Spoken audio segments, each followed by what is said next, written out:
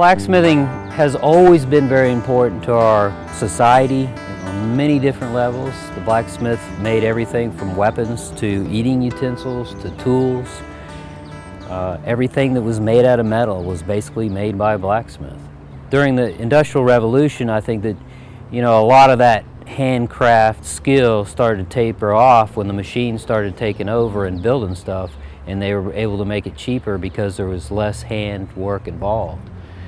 I started my interest in art in high school and was well-rounded in drawing and painting. I had the opportunity to go to the Kansas City Art Institute, which is a 4-year program for fine arts. I was then introduced to sculpture, where I found that working with my hands was really my calling.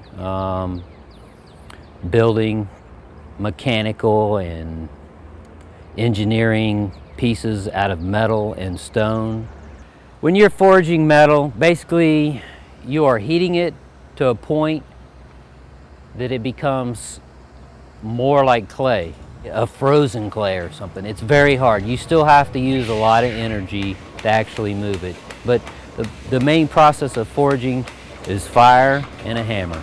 These hammers are very large industrial pieces of machinery that actually formed the metal into shape. This is a solid piece of metal, up to 4 inches square in its dimension. The plate is 2 inches thick. This sculpture on this type of scale I have not accomplished before.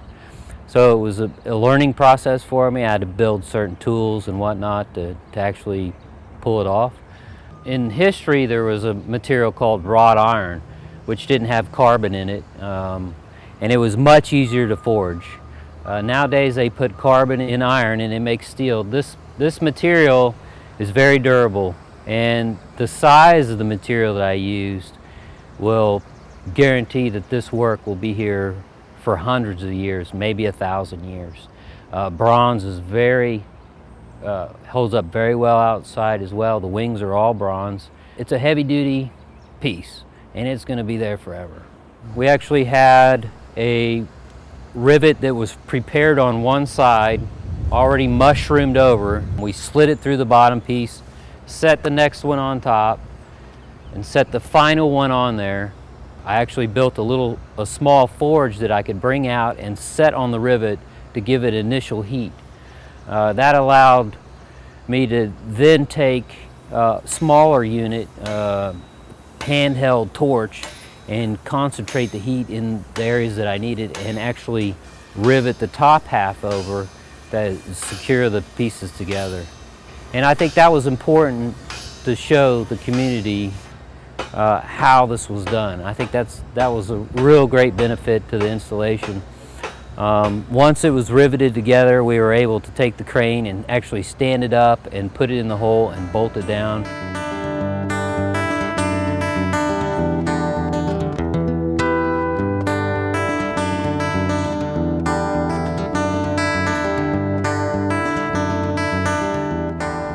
How do we keep this going? Because there's not a whole lot of call for the work to be done on a need basis. It's more of an ornament basis, or it's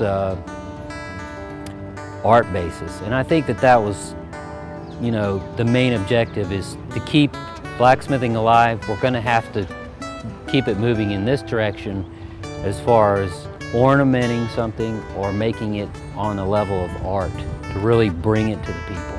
And I think that's really why it survived.